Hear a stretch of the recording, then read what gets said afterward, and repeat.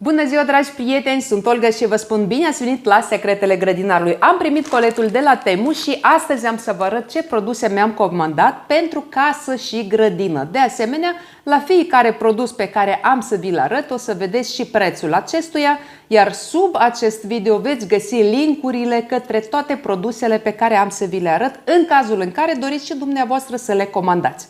Încă un lucru, dacă doriți să obțineți cuponul de reducere în valoare de 485 de RON, puteți să folosiți cuponul meu DVC3965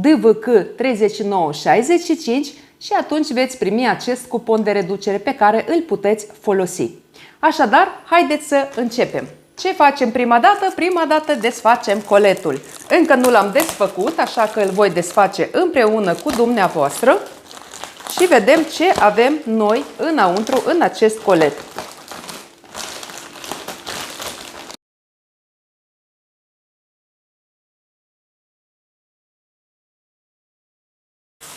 Și primul produs pe care îl vedem astăzi este un scaun pliabil pentru grădină. Este făcut dintr-un metal foarte rezistent, iar partea aceasta este moale. Iată scaunul, haideți să vedem cum se poate folosi acesta. Putem să stăm pe el în grădină sau chiar în curte, este foarte comod. Și acum putem să-l întoarcem invers și dacă stăm în genunchi, putem să plivim în grădină. Este foarte comod, este foarte ușor. Asta mi-a plăcut foarte mult la acest scaun și în același timp este făcut și din metal care mi se pare că este de o calitate bună, pentru că este foarte tare și cred că mă ține. Al doilea produs este o tăviță din pânză Oxford.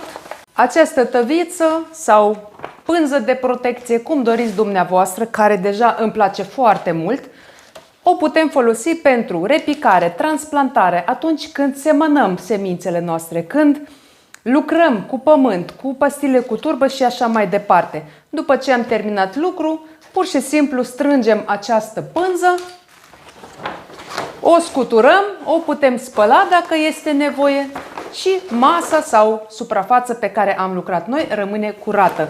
Această tăviță mi-am dorit-o de mult, de aceea sunt foarte mulțumită și foarte fericită că în sfârșit am primit-o și o am și eu. Este un lucru foarte, foarte util pentru toți grădinarii care grădinăresc și în interiorul casei atunci când își produc răsaduri de roșii, ardei, vinete și alte plante. Următorul produs sunt niște saboți antiderapanți, respirabili, cu găuri care se pot fixa atât pe călcâie cât să fie și pe post de șlapi. Mi-am comandat mărimea 42-43. Eu port mărimea 41. Haideți să vedem dacă am ales bine mărimea. Ca să știți și dumneavoastră că poate vă doriți acest model, să știți ce mărime să vă comandați. Papucii sunt foarte comozi, îmi place foarte mult cum se simte piciorul în ei. Sunt foarte moi în interior și, cum vedeți, îmi vine bine această mărime. Așa că dacă dumneavoastră purtați numărul 40, vă comandați numărul 41. Dacă purtați 36, vă comandați numărul 37 și atunci o să vă vină perfect. Iată, eu am nimerit mărimea mea și sunt foarte mulțumită. Următorul produs pe care îl voi arăta astăzi, haideți să vedem ce avem noi aici. Și sunt pastile cu turbă. Iată, așa arată pastilele cu turbă. Cum se folosesc pastilele cu turbă? Prima dată trebuie să le luăm și să le punem într-un vas cu apă cât mai caldă. Dacă se poate, apa trebuie să fie cât mai caldă, chiar fierbinte. Atunci pastilele cu turbă se vor umfla. Trebuie să așteptăm cu mare răbdare, pentru că ele se umflă destul de repede, dar important este ca ele să se umfle complet. Atunci când ele sunt umflate complet, atunci le putem folosi pentru însămânțare. Ce putem semăna în pastile cu turbă?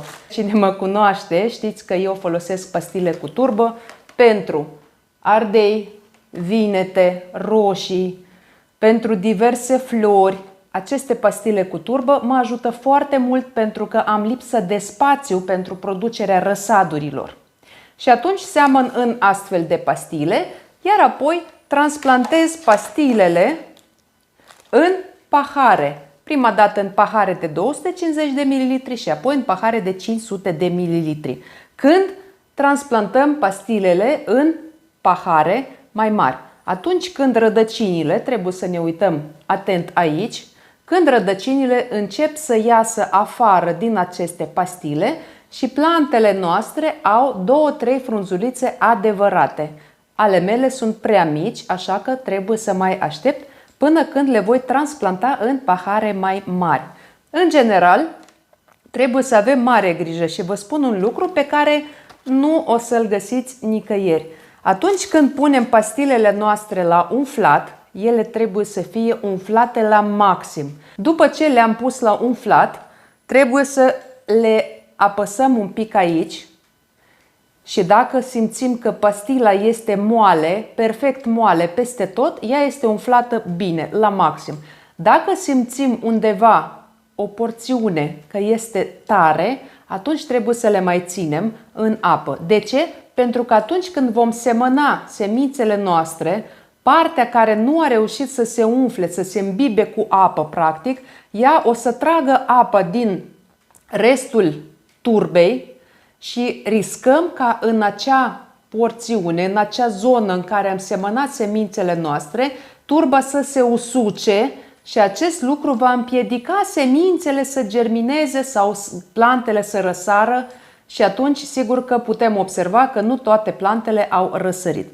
Următorul produs pe care vreau să vi-l arăt este vermiculit. Despre vermiculit am vorbit de foarte multe ori. Vermiculitul se folosește pentru afânarea substratului pentru răsaduri. Adică atunci când voi planta aceste pastile cu turbă în pahare mai mari, atunci voi folosi un substrat pregătit. În acest substrat pot adăuga 10 sau chiar 20% de vermiculit. Vermiculit, care este rolul acestuia? Vermiculit absorbe apa, o reține și apoi o eliberează treptat înapoi în acel substrat în care se află. Și încă un lucru, el afânează solul, ajutând plantele să respire mai bine. Iată care este rolul vermiculitului. Și încă un lucru, dacă, de exemplu, aveți pastile cu turbă și urmează să lipsiți de acasă câteva zile, pastilele cu turbă se usucă destul de repede, pentru că învelișul lor, știți că este dintr-o pânză care se usucă destul de repede.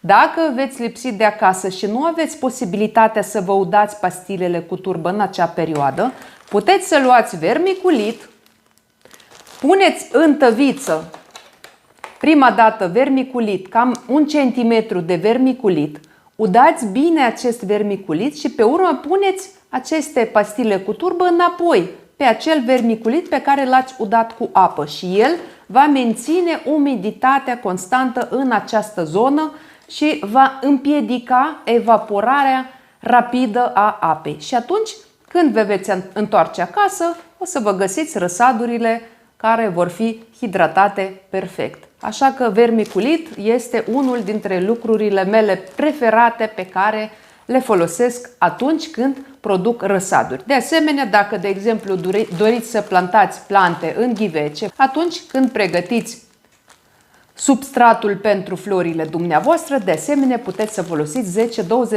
10-20% de vermiculit, care de asemenea va ajuta florile dumneavoastră pe parcursul întregului sezon.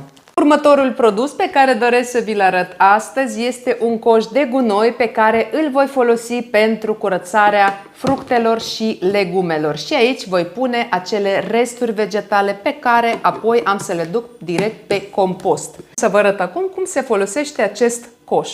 Îl agățăm ușor de ușă, închidem ușa, deschidem capacul coșului și acum putem curăța fructe sau legume. După ce s-a umplut coșul sau imediat după ce am terminat de curățat, putem să ducem resturile noastre vegetale direct pe compost sau dacă avem animale sau păsări.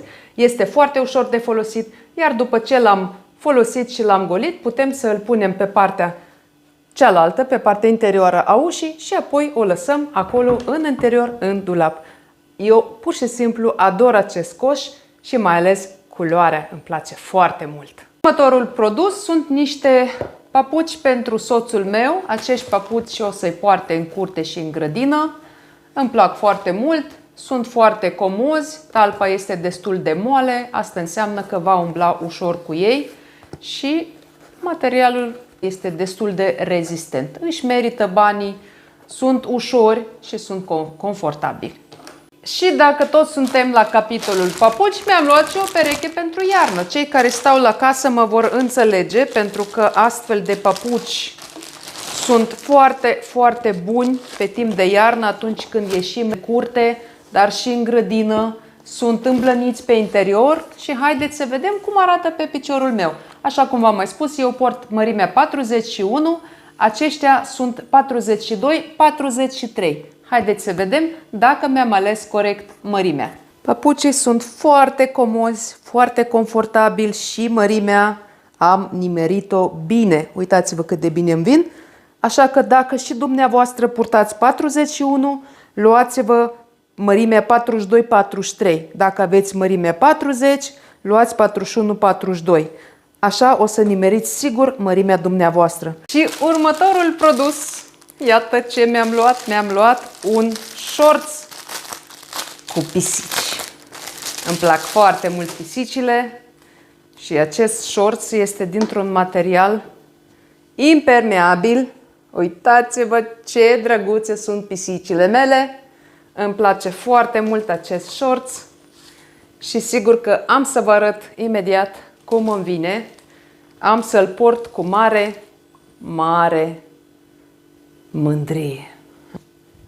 Iată, așa îmi vine shortsul. Este foarte, foarte drăguț.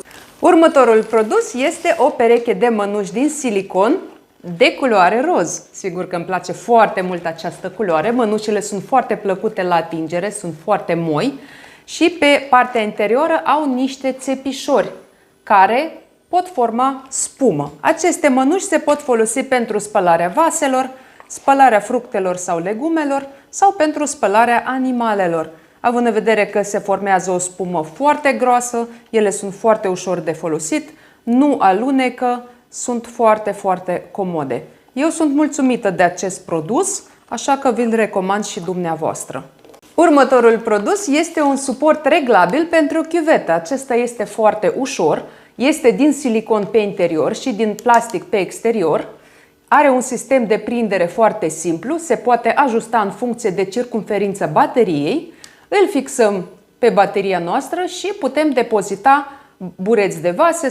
Pe partea de jos, în partea de jos are niște găuri prin care se va scurge tot surplusul de apă. Următorul produs sunt 50 de etichete pentru grădină. Partea de jos este ascuțită, ceea ce înseamnă că aceste etichete se pot înfige ușor în pământ.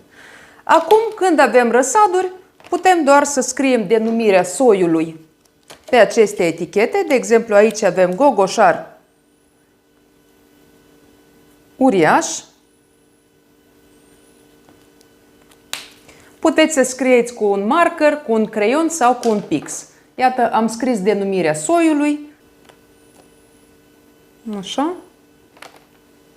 Și știm ce avem în această caserolă. Apoi, când vom transplanta răsadurile noastre în grădină, înfigem etichetă lângă rândul cu acest soi și vom ști exact ce am plantat. Atunci, sigur că acestea se pot folosi de mai multe ori, adică mai mulți ani la rând.